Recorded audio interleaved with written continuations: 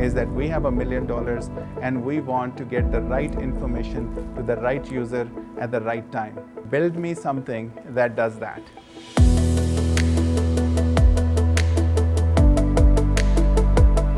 I've been in the industry for about 21 years, and I'm an engineer by education, but what I did was I went into the creative realm of technology and I started working in the creative field. So I built digital businesses in different companies over time.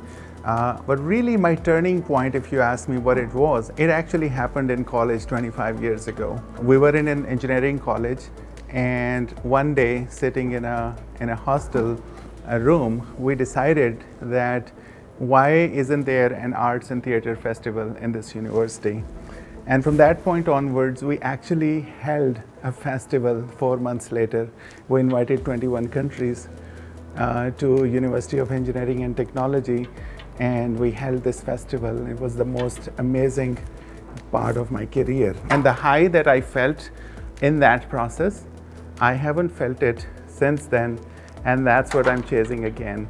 So in the quest, we have achieved a lot of different successes, but never felt that high in that way. So this is my 22nd year in the industry. I started my career after finishing my engineering in 1998, and since then I have built 5 different businesses, digital marketing businesses in different companies. My last company that I was with was about 14 years long journey, and we sold that company in 2020. It was about 150 people in Chicago. That was my biggest accomplishment in the career. And since then I've joined Confiz to really bring the art and the science of strategic partnerships with the client, user experience partnerships, so that we can redefine what technology companies need to do. That inspired by the engineering excellence of this company and really elevating that idea to really serve the clients as a strategic partner.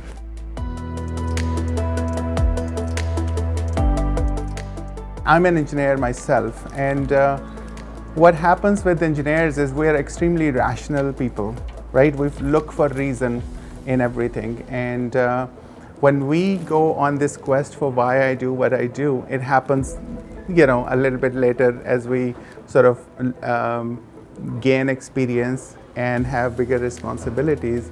So how an IT firm can approach their own why, it's a personal quest. I don't think the why has to be oriented around the career or the field itself. It is a personal quest, and for a lot of people it may or may not be related to their job, but a collective why of a company has to be defined, and that's a passion point for me as well. How do we create a collective why for the company? What is the vision, and how does the vision drives the sort of the idea forward? How does it help the business at the end of the day? And so how do you do that is a very, very complicated question, but I think it's a combination of every thinker in the company. What I mean by every thinker is every individual in the company. The most junior person with the least amount of responsibility is also a thinker. So the why comes together in a collective sort of way. Over the last 25 years, when we look back at all the investments that have gone into IT initiatives across enterprises and medium-sized companies, we look back and say only 1 out of 3 are successful. All the innovation that has happened is success. 1/3 has been successful, rest has failed. So by definition, a great IT organization is a company that is on the right side of that equation and really delivering successful projects. Now, I want to create a very clear distinction between what successful delivery means versus what successful initiative means. You can have an amazing, excellent engineering project. You can deliver it successfully, make the client happy, earn awards for it, and create a great portfolio for yourself. But if that initiative is not really working in the market with the end users, it's not successful. So that's where we cannot define our success by engineering excellence only. We have to, by definition, be an IT organization that delivers successful projects in the field.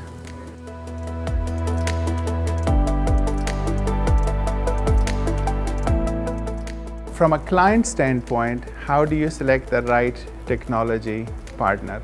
Well, obviously you have all the rational side of things, the tactics, the sort of the technologies that we should check off. You have your checklist. I think that's great.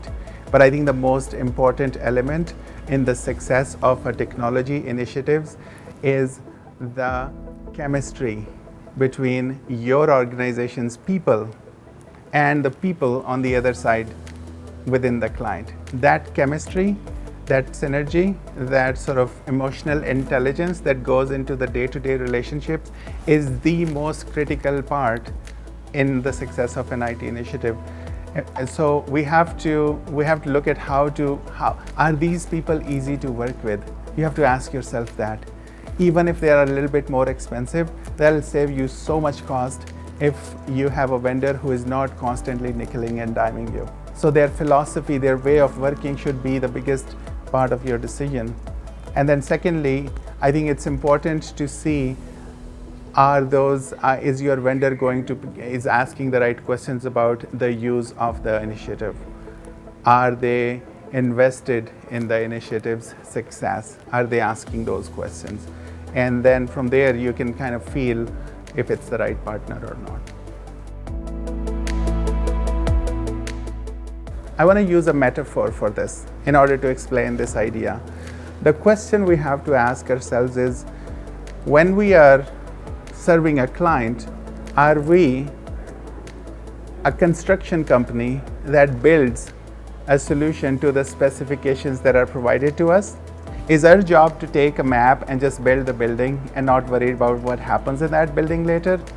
Or is our job that we are a doctor and the patient, the client being the patient, comes to us and we have to diagnose their problem, we have to ask them to run some tests, we have to prescribe the medicine to them and then work with them over time to really solve their problem one way or the other.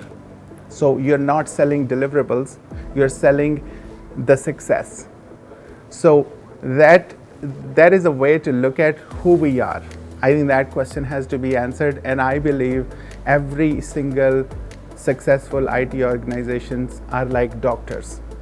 They are not construction workers. They have to invest themselves into the actual success of the initiative down the road.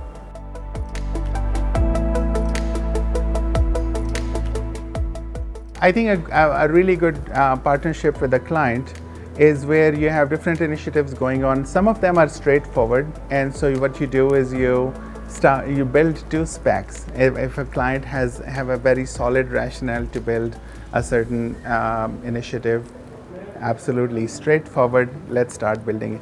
There are other initiatives where it becomes extremely critical, and it's so important to actually do this. Like if they have the budget, if they are very, very adamant about an initiative that they want to pursue, and they come to you, it's a piece of cake. You can, build it and build them. It's very easy, but it's not a great partnership. If you know this initiative won't work down the road, if you have that experience from working across different companies, you have the obligation to tell them this is not the best use of your money and here's how we should use this budget instead. You will always, in the long run, this is what sustainable relationships are. You will always get the right appreciation from them. You'll always get that budget later. But you have to always provide your perspective and take that conversation to a strategic level. And I'm not saying that you're a strategy company now. No, you are an IT organization, and this is the obligation of an IT firm to make sure the IT project is successful down the road. So I'm not talking about doing something else. I'm not talking about becoming an agency or becoming a marketing firm or becoming something else. Just IT. It's that redefine what you actually do.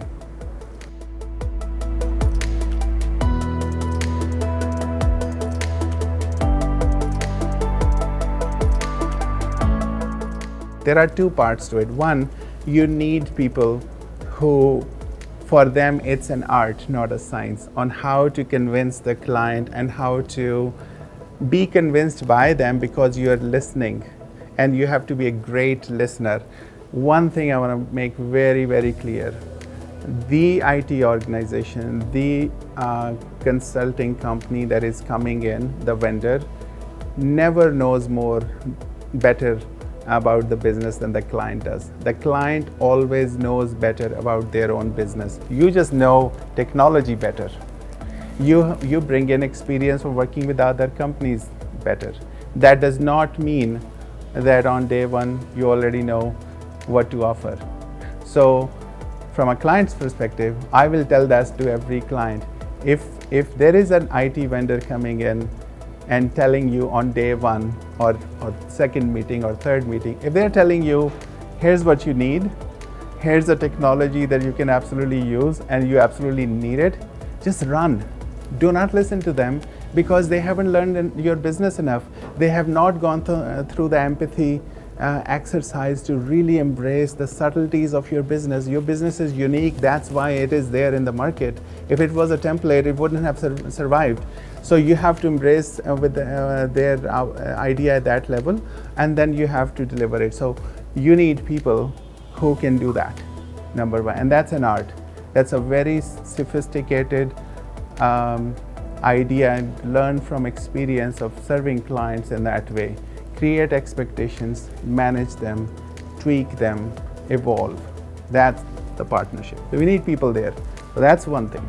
But your engineers, it's extremely important for every single engineer, the most junior person on the team, every single individual, to really invest themselves in understanding what that initiative really is.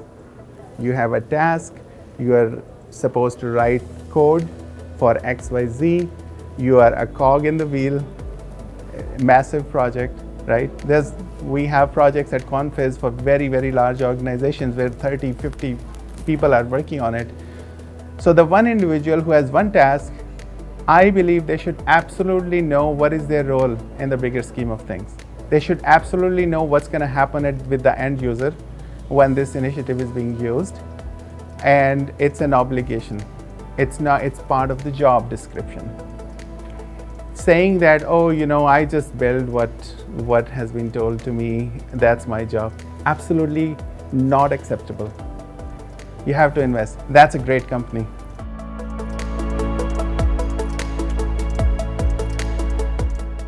What's happening in the market right now is when a client has a technology problem to solve and they go to a vendor to solve it, they look for they go through a decision-making process. There is a problem in that decision-making process.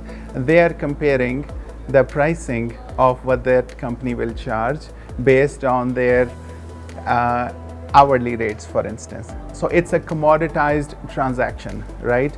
I have seen successful initiatives delivered where the company was charging double, but their total cost of delivery and their way to reduce the risk costed them half the money at the end of the day, because they were doing all the right things. They were eliminating the risk from the project, do it the right way. And that is what Confiz really does right now. That's the quest we are on. And it's a learning curve. The environment is constantly moving and improving in this regard, right? So we have to be absolutely clear on who we are serving. Are we serving the client that we are working with? That's a human being or a group of human beings. Are we pleasing them because they brought us in? Are we serving ourselves because we want to build an amazing portfolio so we can talk about it and market it? Or are we serving the end user? That's it, just the end users.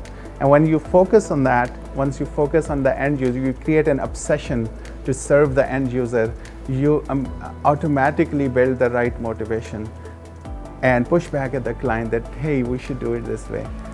And so that's where we really need to start thinking about. That's where part of the problem right now is people are not thinking in that way, across the industry. The clients are also not evaluating their vendors based on that yet. But when they see somebody doing it, and we have experienced it a lot as Confiz, they see it as a breath of fresh air. They see it as a, yeah, this makes sense. You just made us rethink in a different way, and that really builds the relationship in a whole different way.